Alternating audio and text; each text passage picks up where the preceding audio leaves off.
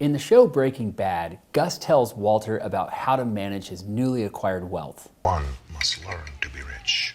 To be poor, anyone can manage. For over 20 years, I've worked with multimillionaires, and they all have a strong psychology around money. So keep watching as we give you some of the insights into the mindset that you'll need to build wealth.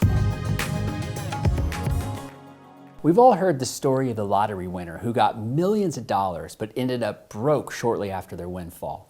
Yeah, this is because people who get money quickly tend to spend it just as fast because they lack the proper mindset around money. Working with multimillionaires to help them build wealth, I've noticed that no matter their cultural background, their education level, or their profession, they share a lot of similarities in the way they interact with money.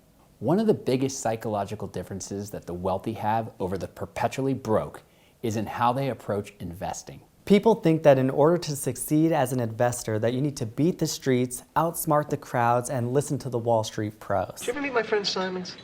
Maybe. He knows this guy Wilkinson. He made a fortune in the stock market. Now he's got some new thing. You know, it's supposed to be a big merger. He wasn't even supposed to say anything. But the reality is, this isn't how the wealthy do it. They realize the importance of compound interest. Yeah, compounding is your secret weapon. In fact, Einstein said, compound interest is the eighth wonder of the world. So let's take a look at this here. For illustration purposes, we're looking at a penny doubled every day for 30 days. And we know you're not going to double your investment every day for 30 days, but look how the magic happens with compound interest. In the first 15 days, the penny doubled every day is $163.84. You can see not a lot happening in these first 15 days. But watch on the second half, the next 15 days. You end up on day 30 with a penny doubled every day at $5.3 million. How does valuing compound interest translate into how the wealthy think? Well, it demonstrates that they're patient people. You need patience to build wealth and stay wealthy. It's a bit of a cliche, but creating wealth is a marathon and not a sprint. But you know what? I like to sprint marathons. Okay, if you like to sprint marathons, or maybe you struggle with patience, start working on it and you'll reap the rewards that it will provide. So what else makes a millionaire different? They just think differently when it comes to spending. Contrary to what you might think, the role of behavior plays a very important part in building wealth. The wealthy value discipline. The role of self-discipline is often more important than technical knowledge in money management.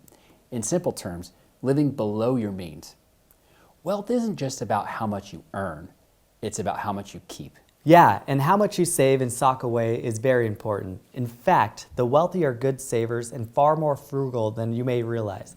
They take the time to balance what they need and what their wants are. By living below your means, they create flexibility, independence, and have the ability to take on risk. Speaking of risk, everyone knows that investing does come with risk. No one can guarantee a gain, and if they do, run away fast.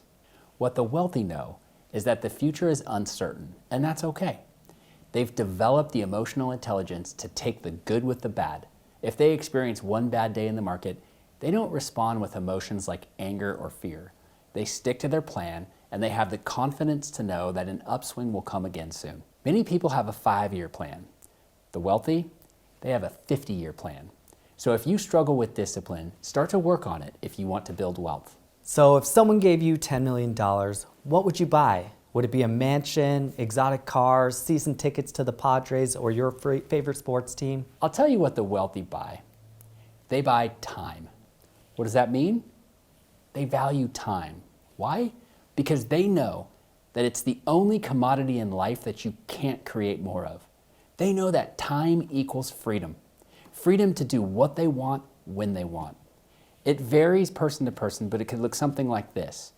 Paying for others to do the work for them at a fraction of their hourly rate, spending money on experiences, spending time with family, giving back to the community, or maybe just taking time off work. Social media will have you think that the wealthy value some things like new jewelry or electronics, but in reality, from our experience anyway, they know that their iPhone 13 is going to make the same calls as their iPhone 16 does. And they would rather talk to their loved ones in person and have the time and financial freedom to do so. If you're still trying to keep up with the Joneses, stop and start keeping track of time.